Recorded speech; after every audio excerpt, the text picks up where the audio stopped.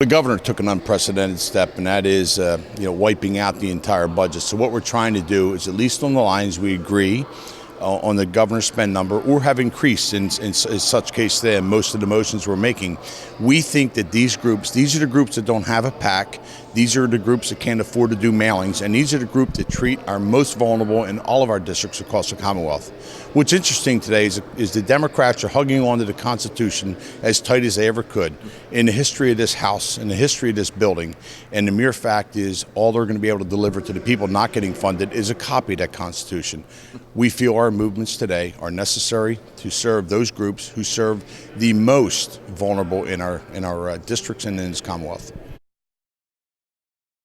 The games are there is gridlock in negotiations, and that happens. But in negotiations, we cannot use as pawns those most vulnerable. Again, the coalition against rape, our domestic violence coalitions, they don't have the money to mail into our districts to ask for funding. We agree on the spend numbers in these lines. The Democrats agree. In fact, we've increased the governor's spend number.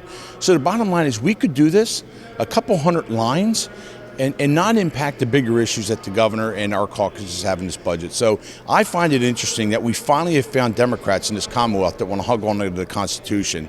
And I'd only say to them is go over to Strawberry Square and perhaps give a lecture on the Constitution to our Attorney General. This is a time we have to be serious. We have to be serious about the victims. We have to be serious to the people that need our money, and we need not to hold them as part of a political hostage program in which they currently are.